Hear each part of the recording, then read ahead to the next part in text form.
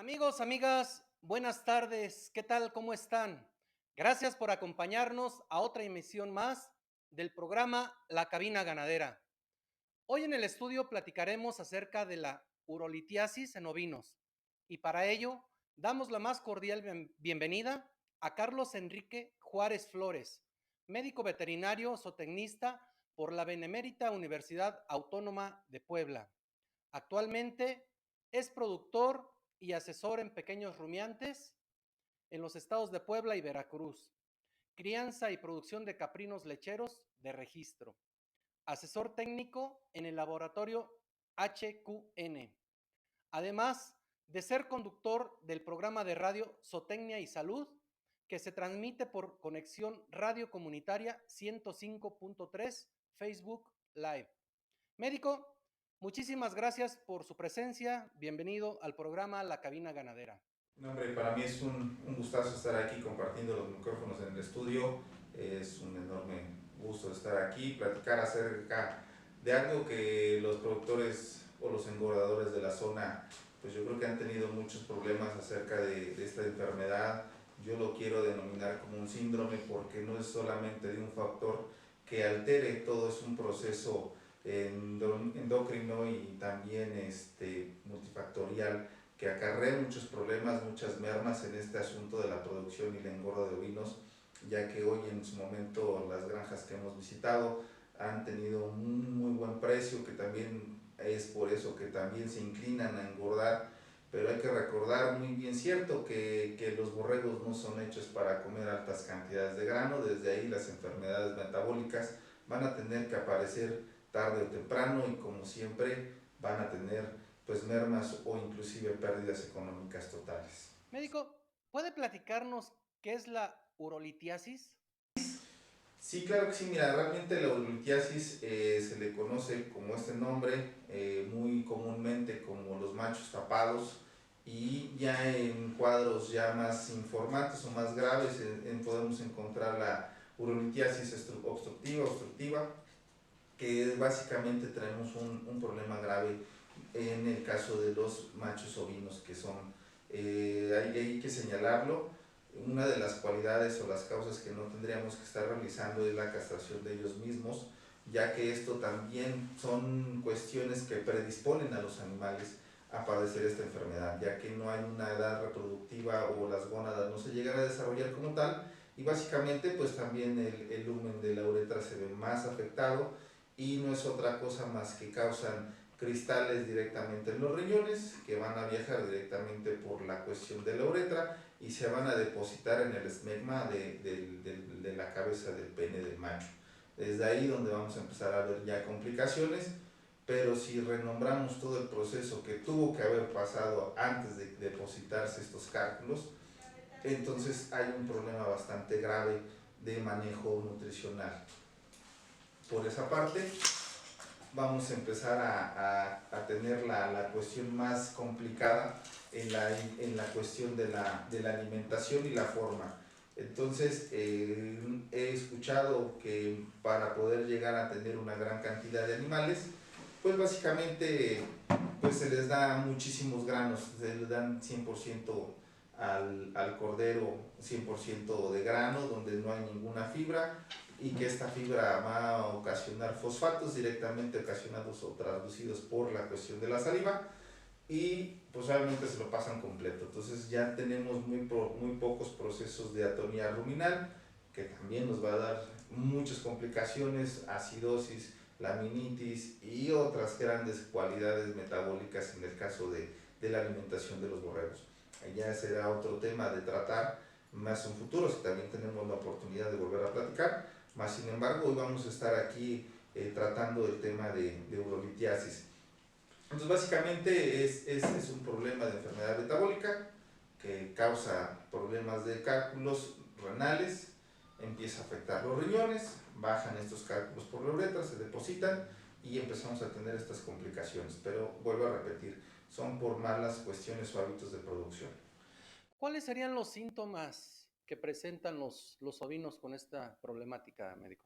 Mira, normalmente los síntomas o signos que vamos a ver o a ofertar o ser visibles, pues como todos, ¿no? Tendremos que ser muy cuidadosos en las mañanas, que es cuando normalmente el macho tiende a emiccionar la orina a través de los órganos necesarios que son los riñones, vejiga, uretra y por consiguiente al final del pene, que es el esmegma.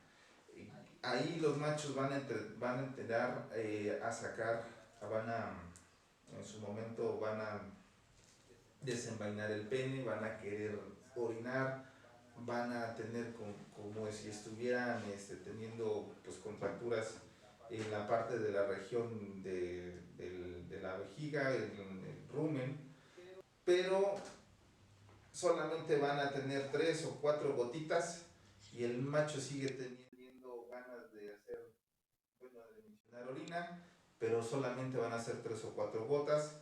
Ya cuando las condiciones son severas, el macho no tiene una liberación de orina debido a los cálculos depositados.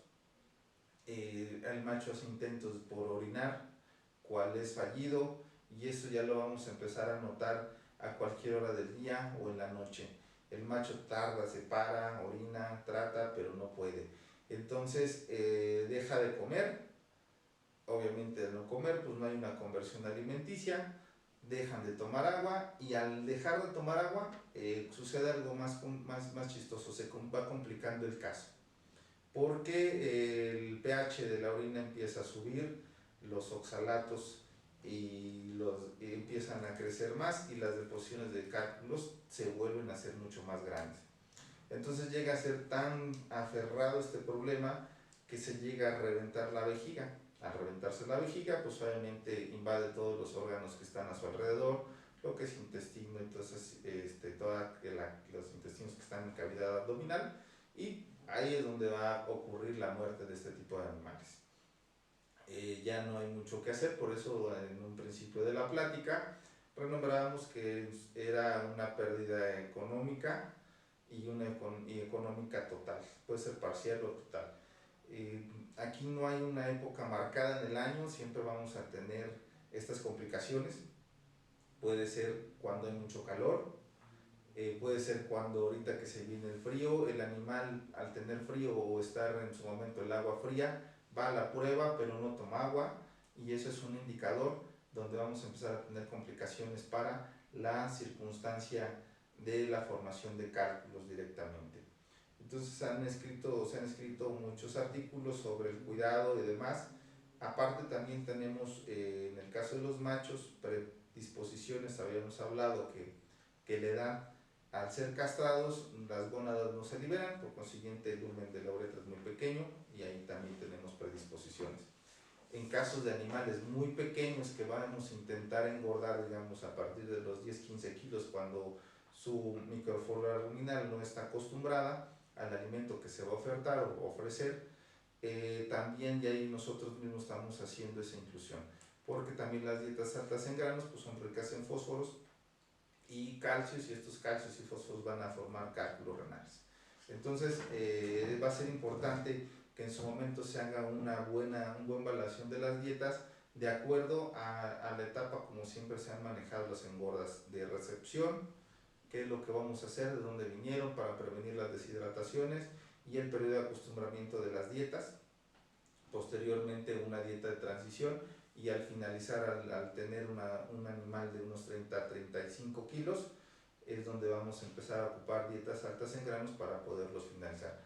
Ese en su momento sería el proceso donde vamos a estructurar la engorda, y también pudiera ser por ciclos en este caso. Médico, y en su caso, ¿cuál sería el tratamiento para curarla cuando esta situación se presenta?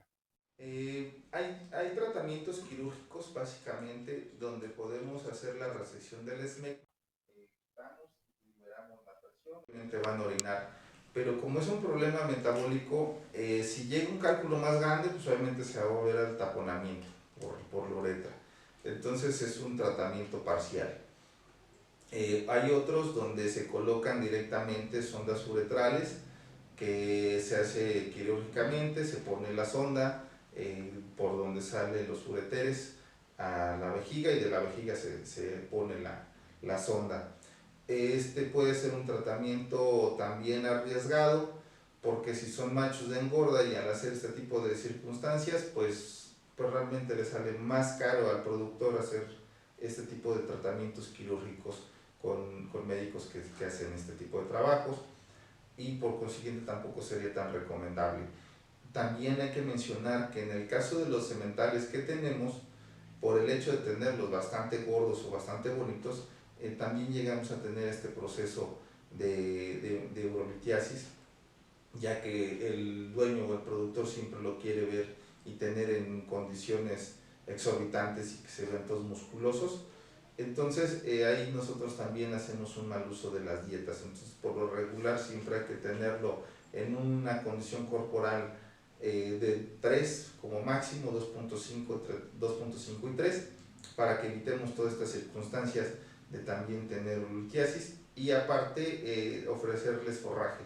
En este caso puede ser rastrojos de maíz, pajas de avena o pajas de trigo, que en su momento son algo toscas y fibrosas, pero con una pequeña molienda y adicionando un aditivo, que puede ser la melaza, pues entonces van a estar cumpliendo con la cuestión de la rumia.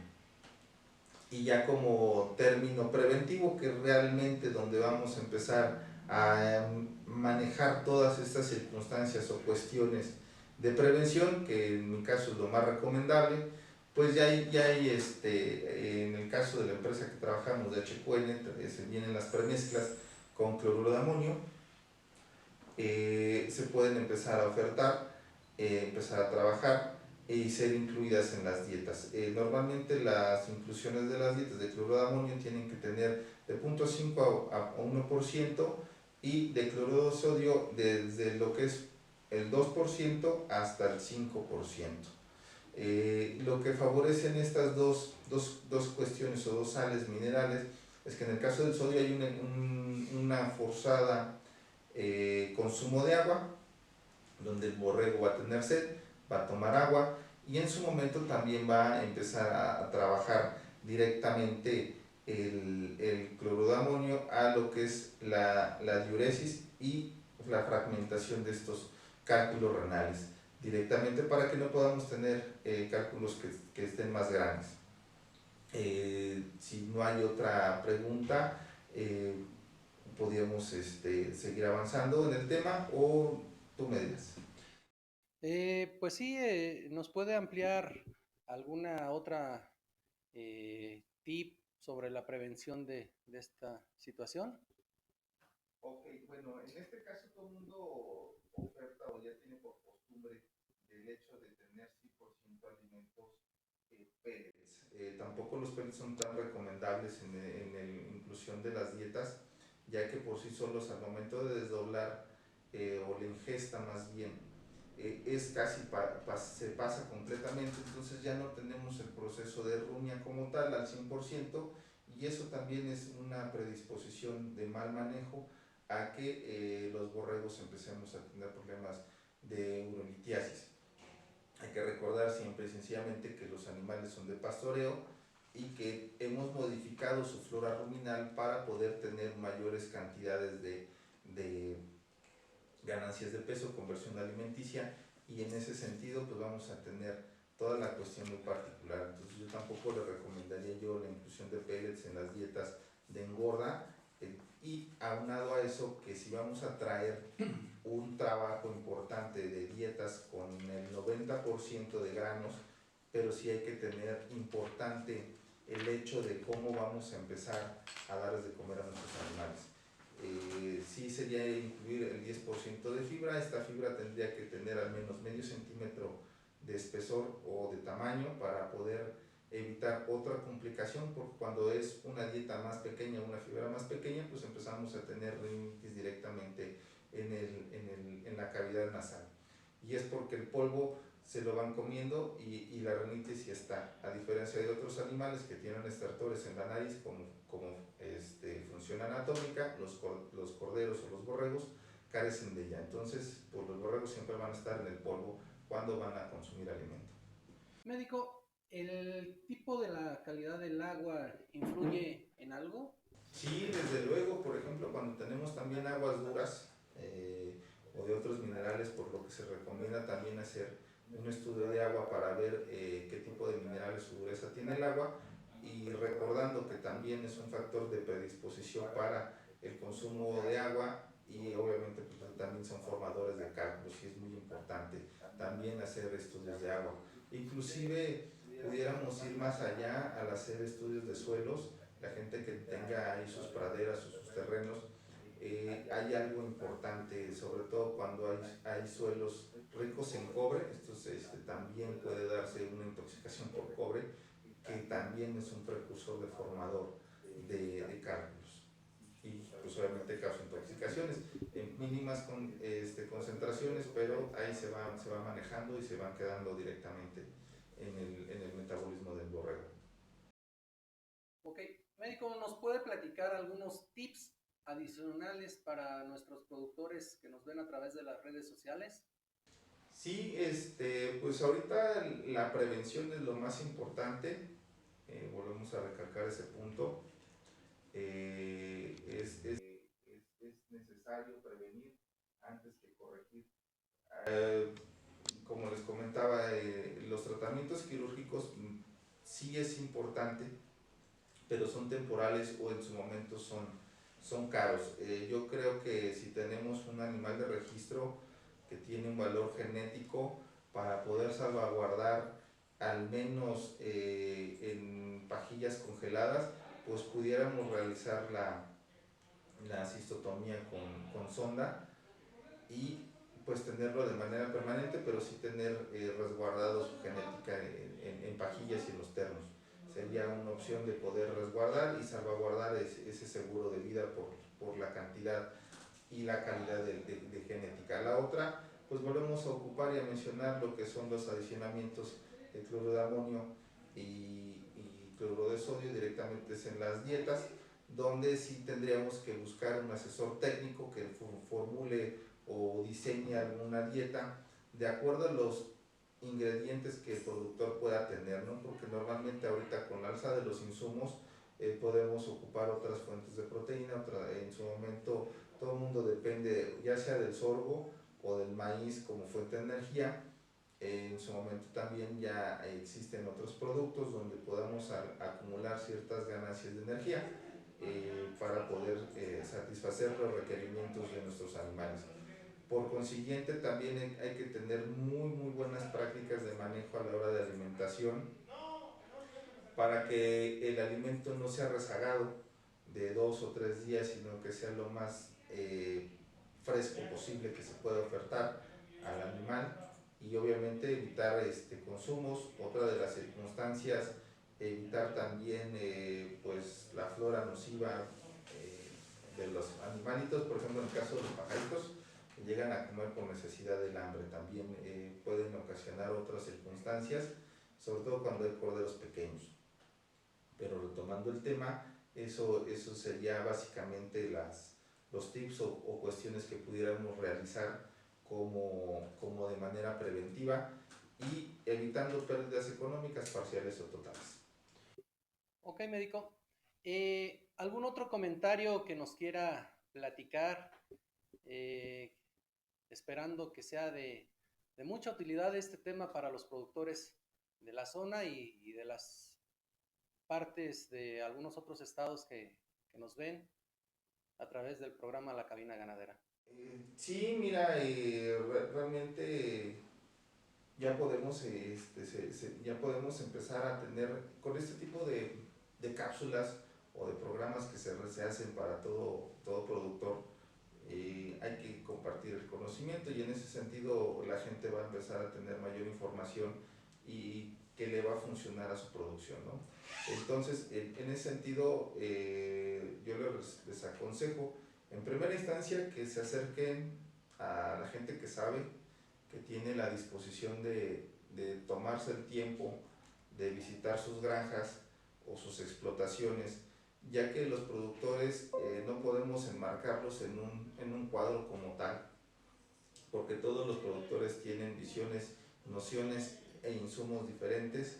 por consiguiente no pudiéramos formular o se puede formular una dieta como receta médica. Entonces, de acuerdo a las condiciones que se tengan, es donde podemos realizar directamente pues un traje a la medida, por decirlo así, pero en base a las necesidades que llegue a tener. Obviamente es un trabajo y arduo de los técnicos que nos dedicamos al campo y a visitar los productores, pero yo creo que en su momento toda la gente que estamos detrás de esta parte de la cuestión ganadera, por el alza de los insumos, pues hay que tener en cuenta que hoy el 2022 ofrece retos para la ganadería nacional muy complicadas, y si seguimos haciendo las cosas de la misma manera, pues yo creo que la forma de vida de los ganaderos va a cambiar.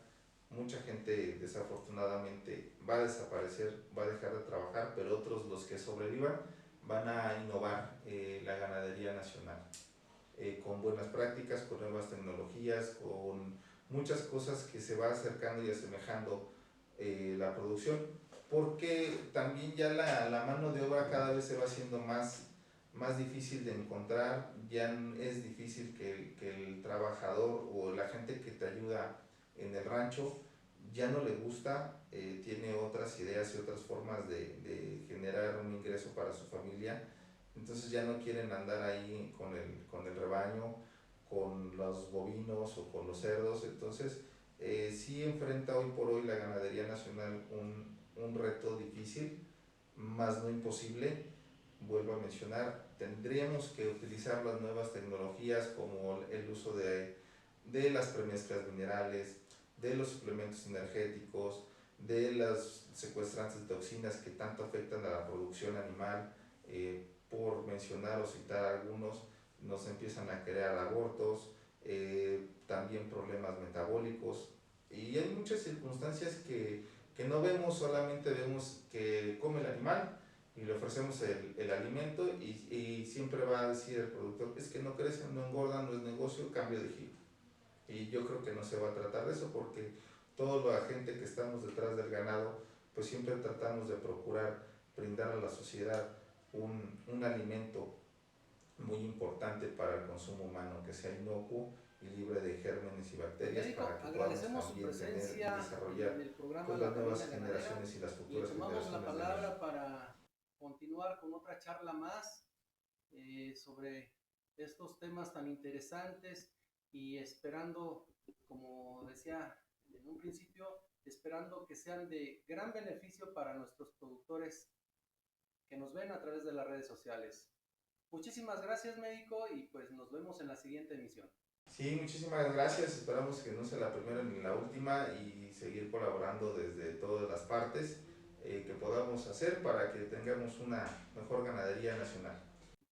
Claro que sí. Muchísimas gracias. Gracias. En un tiempo se llamó Corral Blanco,